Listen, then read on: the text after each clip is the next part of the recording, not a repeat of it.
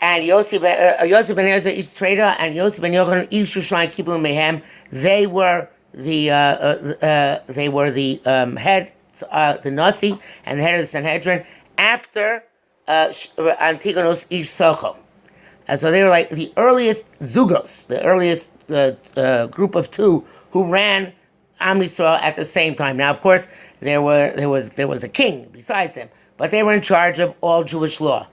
And one of them was the Nasi, meaning that he was the head of the entire organization, and one of them was the Abbas, which means he was specifically in charge of the 70 people who sat in the Sanhedrin, not the entire system, but the high court. So so we start with Yossi ben Yoezer. He says Yossi ben Yoezer, each Tzvei Omer, he based vad l'chachamim. Your house should be a place where chachamim get together. And you should sit in the dust of their feet. And you should drink with thirst the words that they say. So let's go back over this. I want to actually start with literally, as it said, the translation here is literally you should sit in the dust of their feet. But there is a very fascinating translation of this from the Ruach Chaim, which is Chaim Volozhner, which was the Gra's major student. And he writes about this idea that we have a pasuk by Esav and by the Malach of Esav and Yaakov. It says Vaye'avek ish imo ad alos hashachar, and that means that Esav's Malach wrestled with Yaakov until morning came. So he says. So he says here, it's possible to explain the Mishnah. We know that there are 48 ways in which the Torah is acquired. That's in the 6th Pirkei Avos. And one of the ways in which the Torah is acquired is called Machkimas Rabosav. Somebody who makes his Rabbeim smart. How does a person make his Rabbeim smart? So there's several ways. One of them I learned the name of Tzadok HaKohen Blue Blin is kind of mystical, which is that the Rebbe becomes smarter when he has many different Talmidim. Because the Rebbe has to be given the capacity to deal with each and every Talmud. And sometimes the one Talmud requires something very different than another Talmud. And maybe the Rebbe was only on the wavelength of Talmud A and not on the wavelength of Talmud B. So now the Rebbe has to be given from Shamayim new capacity to deal with Talmud B. Yeah. I see. Okay, so he has to be given new capacity to join with Talmud B, who was not part of the he didn't have the capacity to deal with him beforehand. So now he gets expanded. In other words, if I have to deal with more people, I get more strength, more capacity to deal myself. But that's not Reb Chaim Volozhner said. He says that the way a student makes his Rebbe smarter is by because of his sharp questions, which automatically lead to a broader understanding, a better understanding.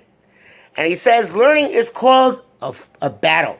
There's a language Gemara Tzaddik says we're involved in milchamta shel Torah, the war of Torah. And if that's the case, who are the fighters? The Talmidim. And the Chachamim elsewhere in Maseches Kiddushin said about the Talmidim that they should not be embarrassed when they have to address their enemies in the gate. In other words, they have to come to grips and fight with their enemies. Who are the enemies of the Talmidim? The Rabbeim. For the Talmidim have to fight the Rabbeim. So he says, because there's another Gemara which says, even a father and a son. Isn't that an Avera? We'll get there. Yes, it is an Avera. We'll see how to deal with it. So the it says even a father and a son, a Rebbe and a Talmud, when they are learning together, when they're involved in the Beis Medrash, they become oivim zeh lo zeh. They become enemies to each other. At the end, of course, they make up and they love each other. But in the course of learning, very often there's a conflict and there's differences of opinion between the people involved, and that's good because it makes the learning better because there's more of a challenge involved. So therefore, we're okay with people fighting in the base medrash, raising their voices. And he says it's forbidden for a Talmud to accept his Rebbe's words when he has kashas on them. If you have a question on your Rebbe, you can't accept what he says. You got to ask him and challenge him. Okay, so therefore, it's important. He says here. Sorry. I've been there. You've been there? Okay. Yeah, like every day. At least. Ari too many times. I What? asked someone in my class. Ask Smith. Ari Krimsky's in the waiting room. We get the point, Shia. It's too many times. Okay. Don't add to it. So he says that sometimes the emes is with the Talmud. In other words, the Rebbe can make mistakes. Anybody can make mistakes. So since anybody can make mistakes, so therefore the truth can often be with the Rebbe, not with the Talmud, not with the Rebbe. Okay, and he says it's like this is similar to when you have a match, which is a small piece of wood. It's effective at lighting a big piece of wood because without the match, the log remains a big log, which is not burning. So sometimes to light the log, which is the mashal to the Rebbe, you need to have the match, which has more of a flame to it, which puts the log on fire. So now this explains the Mishnah. He says, when it says that your house should be a place where Chachamim meet, and then it says, Hayare, and then it says, Be misavek, Heve misavek v'afar ragleim, it is from the language which is used by the Sar of Esav, Esav's Malach, and Yaakov Avinu. Vayavek ishimo. It means a wrestling as if you're battling your Rebbe. Because this is a good milchama, right? We're supposed to battle with our Rebbeim. We're supposed to try and figure out what they mean and challenge them if we think they're wrong. And therefore, it's a type of ongoing wrestle between, there's of course true between Chavrusas as well, but even between a Talmud and a Rebbe, there's this constant wrestling going on. But couldn't that create a problem of Navera, of maybe going too far in that extent and then doing an Navera? Yes, we'll come to that in a minute. But first he says that this is even true when you're dealing with a Sfarim written by people who are no longer alive. You can't accept something which is written in a Sefer just because it's written in a Sefer. You have to figure out what exactly the logic was and whether you understand it, and you should fight it if you don't think you understand it. It's interesting, the Vilna Gaon, who was the Rebbe of Chaim Volozhner, told Reb Chaim that he can argue on Rishonim, up to, I believe the way he's put it is up to the Rosh, backwards to the Rosh, even just from logic. If he doesn't like their logic, he can argue with them. And up to the Ramban. Rebbe, this makes no sense. 1 second. Back to the Ramban if he has evidence. Why does it make no sense? It makes no sense because you're saying that you should argue on a Rebbe, but if it's not fair, it's argue on a Rebbe. I'm coming out in a second. Okay, 1 second. But then why is it only until shown? Because so the Gro is saying that there's a certain point historically where you have to assume that if you don't understand, the fault is in you. But he took it way back. Today we took it to the 1300s if you don't understand the logic, and to the 1200s even if you don't understand the logic, you still have to accept it. But if you have evidence, you don't have to accept it. Most achronim. It creates more problems. What? Seems like it creates more problems than it solves. It may. I want to finish the story, and then I'll come back to it. And then he says, he says everybody's house in which there's Sfarim are based Vad Chachamim by the Sfarim which he possesses. You know, the Ramah says that nowadays there is no concept of a Rebbe Muvak. Once upon a time, there was the concept of Rebbe Muvak, the Rebbe from which you learn most of your wisdom. We don't have that nowadays. Why don't we have it nowadays? Because most of our wisdom we get from Sfarim. So therefore, you have many Rabbeim, which is one level of respect, but no Rebbe Muvak, which is another level of respect. That doesn't apply in our day and age. So so we're allowed to argue and and dispute what it says in Sforim, which are brought together in our houses. And we're also we're given this permission to wrestle with them and to deal with their questions and to resolve their issues and not to. This is an amazing statement of Chaim Volozhner. Don't accept something just because a person is a respected person. Love truth. Truth should come. There's a language which sometimes Talmidei Chachamim use about each other. That so and so is Ohuv Alai. I love so and so, but MS Ahuv Alai Oser. But I love truth more. Now, coming to the questions you all asked. So he says, but you should know. You should be careful not to talk with arrogance and high with pride, even when you find a place to argue and you think that you're right, because that way you're going to imagine that you are as great as your Rebbe or as great as the author of the Sefer, and which you now are trying to dispute, and that's not true necessarily. Many times you just don't understand what's going on.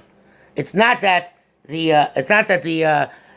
Sefer made a mistake. It's your shortcoming, and that's what. And so, although you should argue with modesty and humility, and you should say the way you put it very often. That's why you find very often in the language of the Sforim they say "Lefi ani uzdaiti," based on my poor understanding, or some similar idea, because that's to express that you understand that perhaps that person is wrong and that person is right and you're wrong.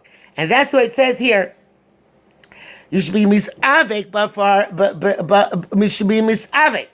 You should wrestle with your rabbeim, but it should be bafar ragleim. It should be in the dust of their feet, meaning that you should do it with humility and submission, as if you're sitting on the ground and they're sitting up on a chair. You're raising them up. So at the same, yes, you're supposed to argue with your rabbeim, but you're supposed to do it with great kavod. I don't know if I ever told you this, but I probably did. But so you can stop me if I did. And when I was in 8th grade, I hated my Rebbe and he hated me. So how do I know he hated me? Because he put me at the last desk in the furthest corner of the room, so far back that when the door opened, the door would open in front of my desk and cut me off from the rest of the class. And this was in Israel, where usually you have two people sitting at a desk. Nobody was allowed to sit with me. So we didn't get along. So one of the things which disturbed me very much about him at the time is that he always insisted that we address him in the third person. Now, in English, it doesn't sound so natural, but in Hebrew, it sounds more natural. Are you not supposed to, ask people to make you sound questions? What? Are you, not supposed to, ask people to make you sound questions? Well, so he always said, first of all, let me explain what it means to address him in third person, in case you don't know. It means that not to say, Rebbe, you said X, Y, Z, but to say, Rebbe said X, Y, Z. Or does Rebbe want me to do X, Y, Z? So, yes, he used to say that he was not doing it for his own kavod, for his own honor, but to train us. And in the future, we should know with Rabbeim, which in the future, that we should address them always in the third person, because that's proper derech eretz. Do you think that's true? No. That's why I didn't like him. So, because I thought he was actually just doing it for his own kavod. So I actually have students. I had students who were my students in MTA when I taught their high school. When they're in high school, they didn't address me in the third person. I didn't ask them to address me in the third person. But when they came back from a year or two in Eretz Yisrael, they automatically addressed me in the third person, because they learned later on when they got to Israel that they saw everybody address Rabbeim in the third person, so they started doing that. Sorry? You like that? Did I like it? It's not significant to me either way. So, I like that offer. Yes. He wanted you to call him Rebbe. No, he wanted to say Rebbe said. Yeah. Or the way you do in Hebrew, you used to say Harav Amar, Harav Ratzah. You don't say Ata Ratzita, Ata Amarta. right? You should speak to him in the third person. You call him like Harav? Yeah. Okay. Okay. So of course that Maybe Rebbe. he was just trying to teach you like manners and show you that like you have to speak to people in a manner. That's what he claimed. That's what he said. So isn't it a favor to say you said to a Rebbe? No, it's not an avera. It's not. It's more respectful to speak in the third person. It's not an avera. To say you said. Like, Yeah, it's like a regular person. it's not an avera. It's more derech eretz to speak a Rebbe in the third person, but certainly not an avera to speak to a Rebbe and say you said. It's the way. You shouldn't do that to anyone, not just your Rebbe. What? You should instead say, but didn't you say, not you said. Rebbe, we're learning a case like this in Gemara right now. Yeah. With Nachman and Ula. Okay. What's the case? Where Rav Nachman says, you're scared of me? Yeah. And Is Eved. Can you use Eved for Aposki? okay. No, for Yesolomon. And Ula says what? And Ula says no. Yeah. And then he changes his answer. Mm-hmm. So Now, yeah. son, correct me if I'm wrong. Mm-hmm. So the Nadine, correct me. what? Oh, me. Oh. Yeah. Oh, Yevamos. So the What? What was that for? Yevamos. Fish pot. Yeah. So the What date are you gonna finish? what? When are you gonna finish next? What day next year are you gonna finish? I don't know. I didn't figure it out. Sometime next Around year. one? You know around one? What? You know around one next? Nope. Next school year. Sometime I don't know. Sometime next year, within next hopefully next school year. Okay. So the idea. At school. So the idea is that a person is supposed to have respect for his Rebbe, and the Rebbe is not supposed to have to demand that respect. And that's why the Mishnah is saying you should know the Talmud. You, the Talmud, know that you should wrestle with your Rebbe, but at the same time you should have the right respect for your Rebbe, or whoever it is, an older Rav, or if it's even Rebbe. Svarim. Yes. Rebbe, Yeah. ask Nassan what the case is. Nassan will know better than me. Nelson, you wanted to pipe up here? What age do you think people should finish off tomorrow? Ula said that we collect from slaves, and then Rav Nachman said even from orphans, because Rav Nachman holds that you're not allowed to collect from orphans, and so Ula didn't want to get slugged up, so he said no, not from orphans. And then when Rav Nachman left, he said it really is from orphans. Okay, so the And then when Rav Nachman comes back, he says, are you scared of me? Rav Nachman, by the way, was a tough guy. On Daf, Yeah. with the Aleph, Amud Beis. Yeah. And What? Beis, Amud Aleph. Okay. In one, Bokala? Yeah. So getting back to this Mishnah. So then, Wait, I have one question. yeah, What age do you think someone should finish off? it depends. Everybody's different. There are many great people who never finish Shas. Finishing Shas is a relatively recent Yeah, development. because I think like 2000 Gittin is like. Yeah, not so supposed to do that. so it depends. Everybody's different. There's no specific age. I don't want to give a specific age. So the next part of the Mishnah says that have a shosa but some must divrayim. So here the Reb Chaim Volozhin gives an interesting diuk. He says doesn't say have a shosa kitzameh as divrayim. Kitzameh would mean drink as if you're thirsty. Says drink in thirst, not as if you're thirsty, but in thirst. And he says that normally. Was I supposed to see that? No. No. It says. No, I was whatever. It was Okay, fine. The normally a person at some point drinks and drinks and drinks, and then they're satisfied. They're satiated. They drank enough. He says, but a person who drinks salt water is never satisfied. That's why if people who get stranded out on rafts or small boats in the ocean, if they don't have fresh water, they eventually die. Because if you drink salt water, then it makes you even thirstier. right? So the way Reb Chaim Volozhin says, one second, he says that a person should always treat Torah as if it's salt water, meaning that he should be more and more thirsty all the time. Rebbe, wait, what Yes. were you saying about the two Dafen kittens? Sorry? What about the two Dafen kittens? No, that Akiva said that. Not Akiva, What is Shaya. Shia said that. Shaya said that. Rebbe, Yeah. I have a question with an answer, Yeah. but then another question. Wait, so before you do that, I want to play you a short video. Okay? I think, can you do that on share screen? It works, right? Yeah. Hold on a second. So this is something actually, yes.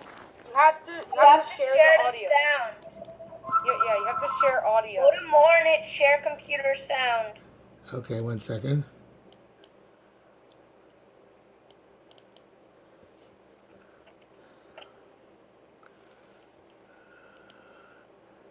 Okay, let me stop this a second. It's a 3-minute video. So let me change which screen I'm sharing. Share. Can we get bigger?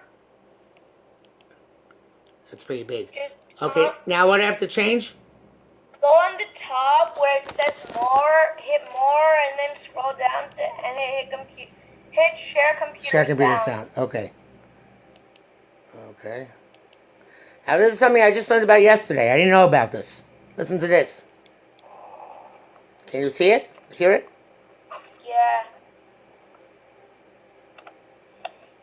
What is it?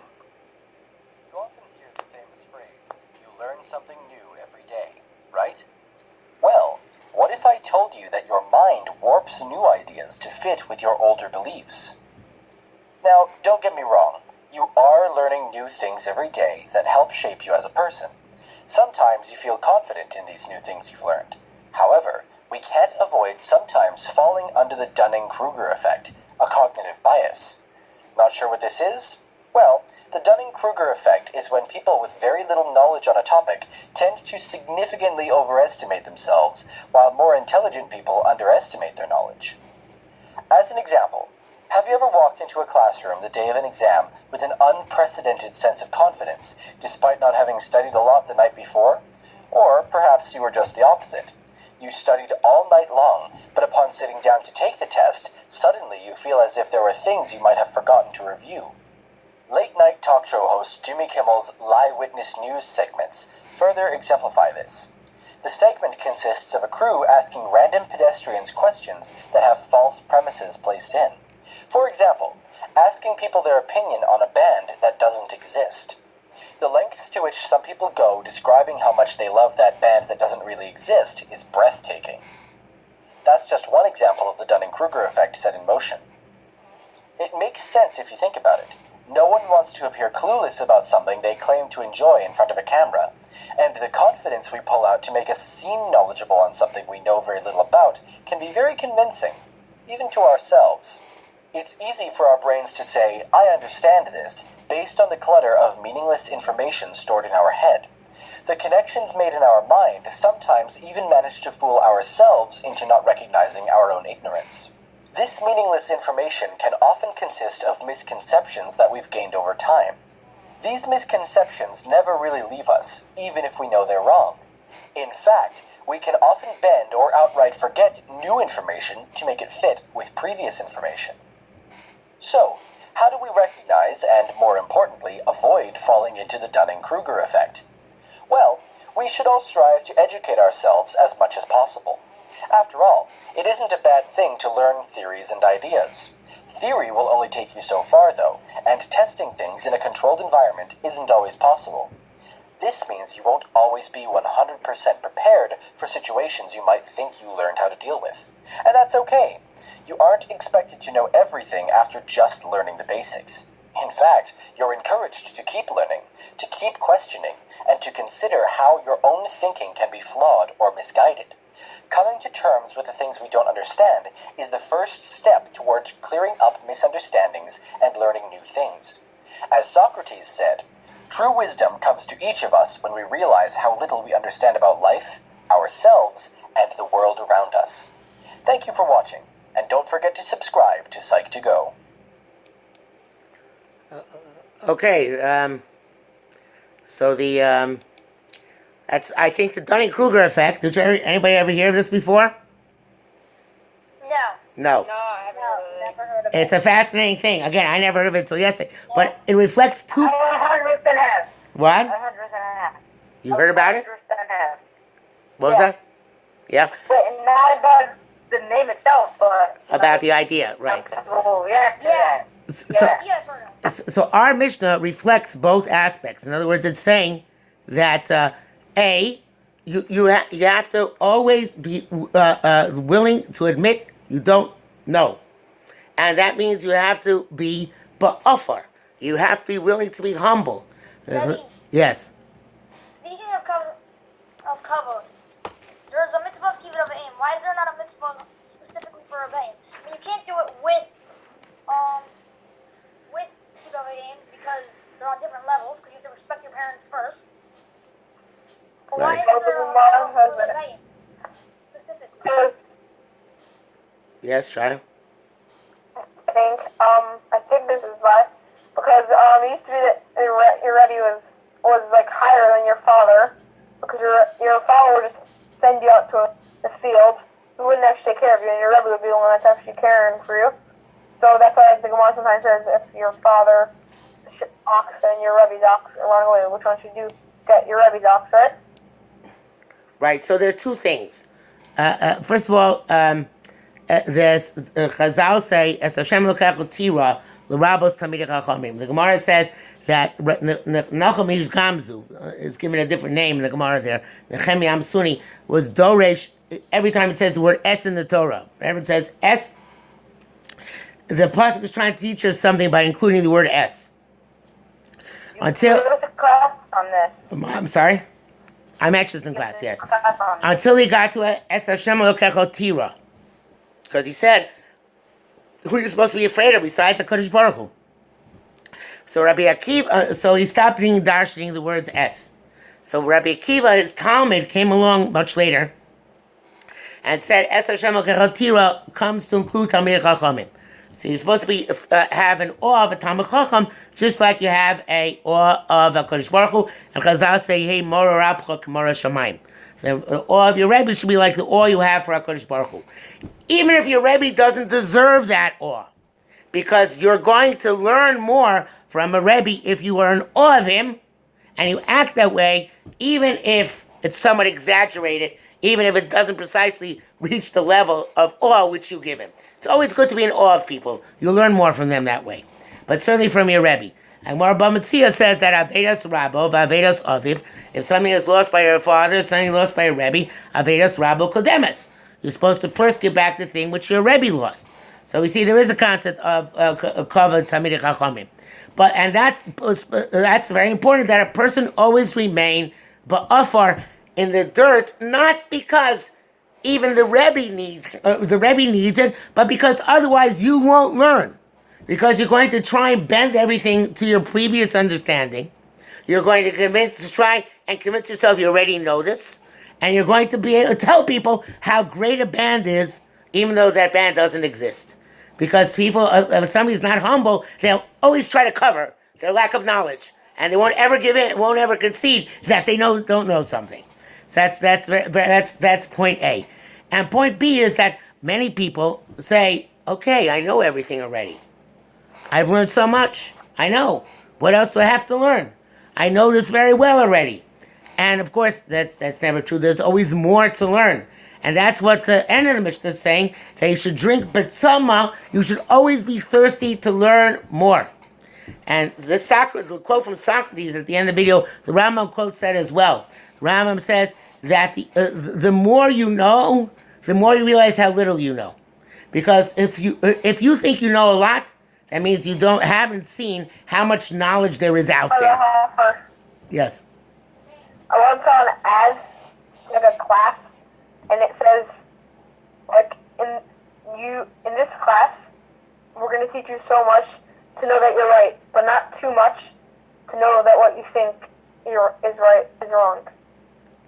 I don't get it. Basically saying what the Rambam saying, if you know, the more you know, the more you realize that what else you knew was wrong. Right. So did it work? I didn't do it. What's the next? Oh, okay, but that is true. Actually, in a class, the ideal in a class is that we should teach kids enough to know how little they know and give